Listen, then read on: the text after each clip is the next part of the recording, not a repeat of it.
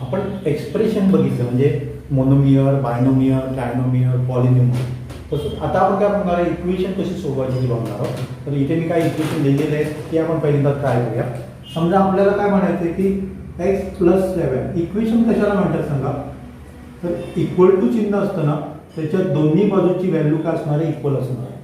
हे आपल्याला काय होतं इक्वेशन. दोन्ही बाजूची व्हॅल्यू काय, इथे पण सेम यायला पाहिजे, इथे पण सेम यायला पाहिजे. इथे 12 आहे ना, डेफिनेटली इथे पण दोघांची बेरीज केली तर सम केलं तर किती यायला पाहिजे, 12 यायला पाहिजे. म्हणून आपण इक्वल टूच्या लेफ्ट साईड आणि राईट साईडला काय असतात, सेम संख्या असतात, नंबर्स असतात. आता हे आपल्याला सोडवायचं आहे.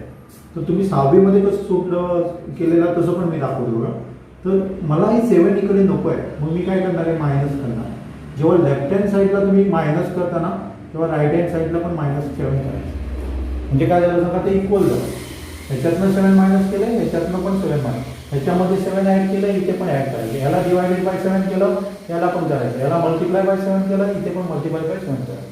सेम करायचं आहे. मग मला काय मिळणार सांगा, x = 5.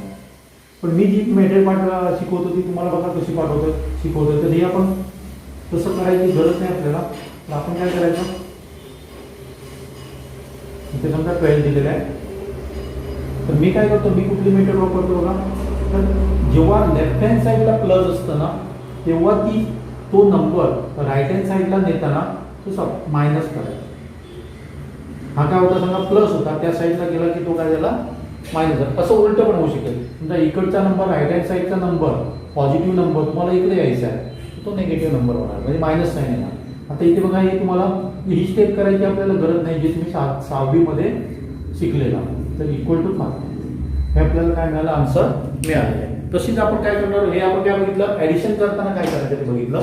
आपण काय करणार आहे, सबट्रॅक्ट. एकदम इझी आहे बघा, परफेक्ट समजून द्या. आणि जनरली काय असतं बघा, मॅथ्समध्ये जे काय आपण बेस शिकतोय ना त्याचा फायदा आपल्याला 9वी, 10वी, 11वी, 12वीला होतो. पण बेसच तुमचं परफेक्ट नसेल तर प्रॉब्लेम होतो. हे सुद्धा आपल्याला माहिती असायला पाहिजे, नाहीतर आपला आन्सर चुकतं. बाकी सगळं जमतं पण लास्ट स्टेपला आपण चुकू करतो. इथे बघा m-8 = 10 दिलं. तर मी काय करणार आहे, माझ्या मेथडने करतो बघा, हे सबट्रॅक्ट करतो. पण त्या बाजूला गेले की काय म्हणायचं, ॲडिशन होणार आहे. मी काय करणार, ॲड करणार. म्हणजे आपला आन्सर काय आलं सांगा, 18. आपण पाहिजे तर ट्राय करूया बघा. 18 घातलं m बरोबर, 18 - 8 = 10. म्हणजे आपला आन्सर काय सांगा, बरोबर आहे. तसं पुढचं एक बघूया आपण. हे फर्स्ट नंबर दिला आहे ना, ते तुम्हाला असं पण वर्डमध्ये असं पण तुम्ही करता यायला पाहिजे. समजा एखाद्या नंबरमध्ये if we added 7 to the number then answer is 12 then find out the number असं विचारलं तर तुम्हाला काय करता यायला पाहिजे, ते फाइंड आउट करता यायला पाहिजे नंबर वर्डमध्ये दिलं तर. किंवा 8 number is subtracted from m answer is 10 then find the value of m. म्हणजे m ची व्हॅल्यू आपल्याला फाइंड आउट करायची आहे. तर आपण अशा प्रकारे काय करू शकतो, काढू शकतो. आता तिसरा जो प्रॉब्लेम आपल्याला दिलेला आहे, 1 number is multiply by 7 answer is 21 find the number. असं वर्डमध्ये सुद्धा तुम्हाला प्रॉब्लेम काय केला जाऊ शकतो, विचारला जाऊ शकतो. मग मी काय करतो बघा, इथे काय दिले, दुसरं दिलं 7 टाइम ऑफ x असं पण सांगितलं जाऊ शकते. 7 time of x = 21 find the value of x असं पण तुम्हाला विचारलं जाऊ शकेल. मग मी काय करतो, इथे मल्टिप्लिकेशन आहे, राईट साईडला गेल्यावर काय करायचं, डिव्हिजन करायचं. म्हणजे आपला आन्सर काय आला सांगा, x होईल.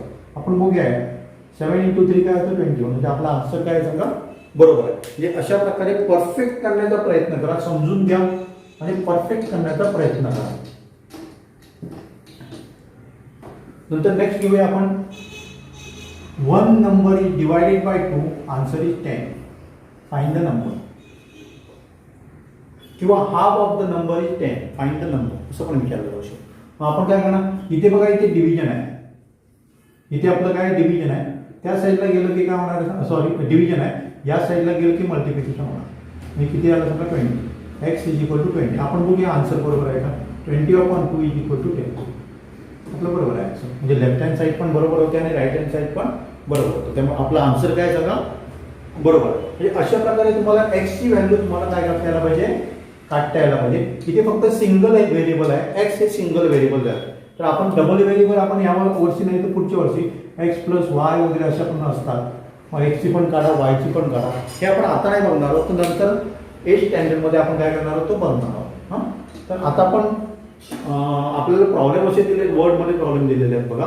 तर ते तुमच्या पुस्तकातलेच मी घेतलेले आहे. तर पहिल्या प्रॉब्लेममध्ये काय सांगितलंय, तर राकेश एज, राकेशचं वय काय आहे सांगा, सानियाच्या एज पेक्षा 5 ने कमी आहे. सानियाच्या एज पेक्षा 5 ने काय आहे सांगा, कमी आहे. म्हणजे दोघांचं जर सम केलं तर आपलं काय होते सांगा, 27 होतं.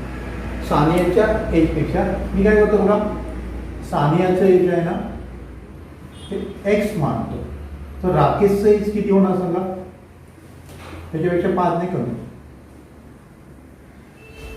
आणि काय दिले सांगा, sum of the ages is equal to 27. हे दोघांचे एजचं जर आपण ऍडिशन केलं, दोघांचं, मी सोनियाचं एज काय म्हटलं तर हे एक्स सी एस आहे आणि समजा हे एक्स मायनस वाय, दोघांचं जर ऍडिशन केलं, मला ऍडिशन म्हणजे काय, x plus x minus y is equal to 27 दिलेलं आहे. इथे काय होणार बघा, आपण बघितलं ऍडिशन कसं करतात ते बघितलं, 2x होणार मायनस 5 इज इक्वल टू 27.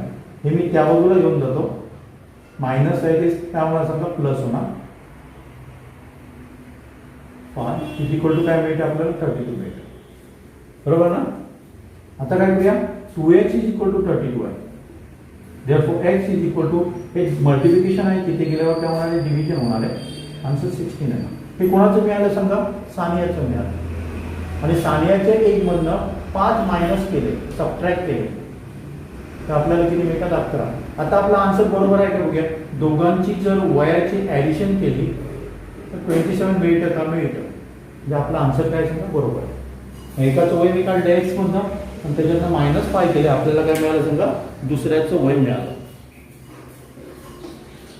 दुसरा प्रॉब्लेम आहे तो काय आहे सांगा, शुभांगीकडे काय सांगा, 2 प्रकारच्या नोट्स आहेत. एक आहे ती 20 रुपीजची नोट्स आहेत आणि 50 रुपीजच्या नोट्स आहेत.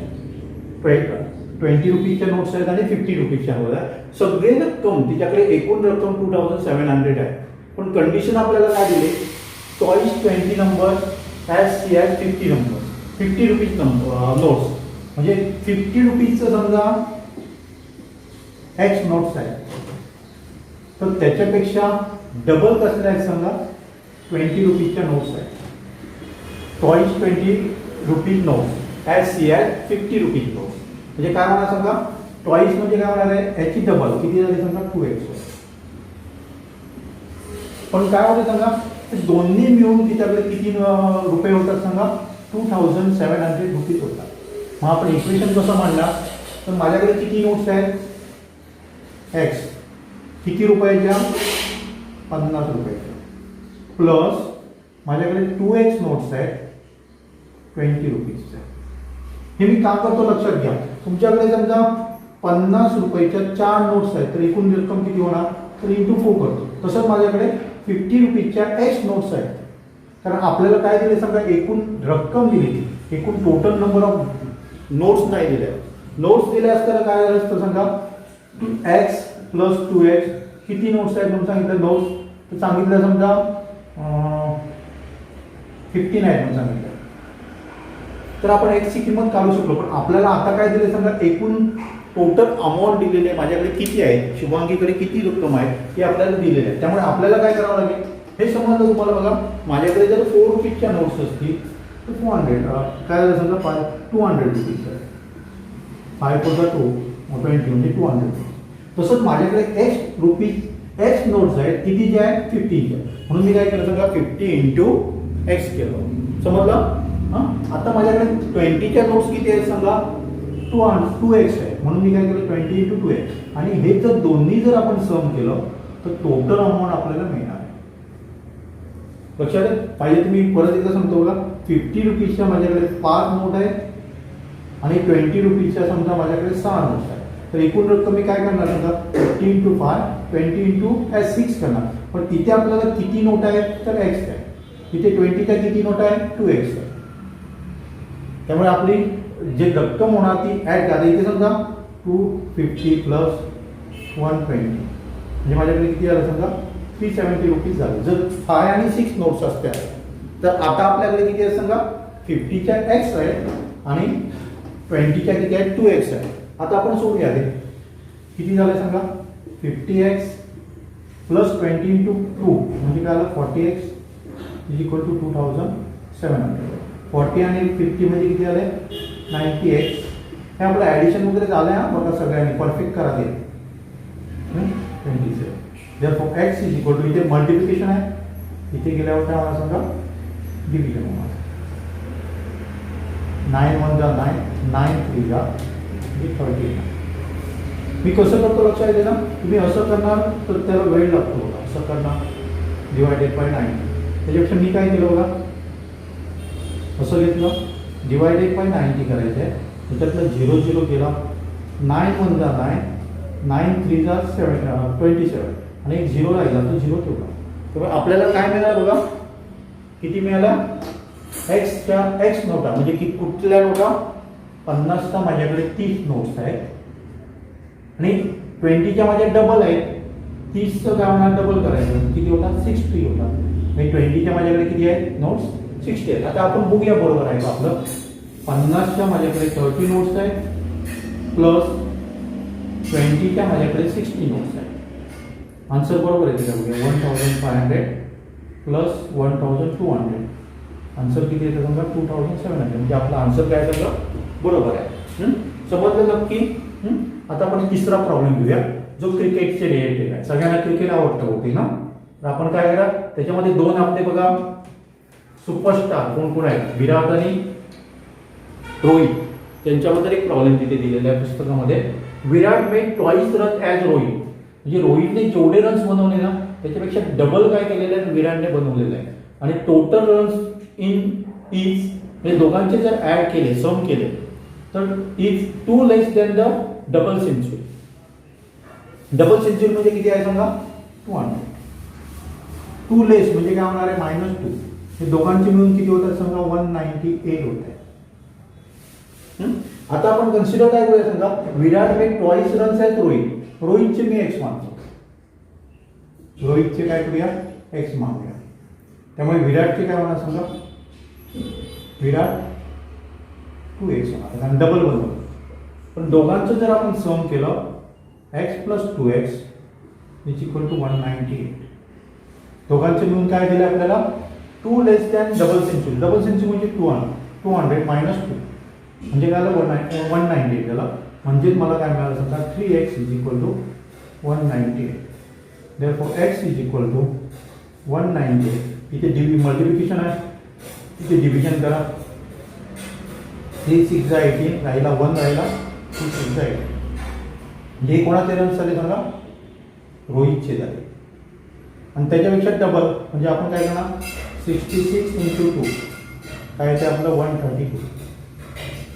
हा दोघांचं ॲड केलं ना तुम्ही तर तुमचा आन्सर बरोबर येते 198. म्हणजे आपला आन्सर बरोबर. म्हणजे रोहितने किती केले सांगा 66 केले आणि याने किती केले विराटने काय केले 133 केलेलं आहे. अशा प्रकारचे वेगवेगळे प्रॉब्लेम सॉल्व्ह करण्याचा प्रयत्न करा कारण हे तुम्हाला 10वी 11वी 12वी मध्ये पण लागणार आहे. मग इथेच परफेक्ट करा.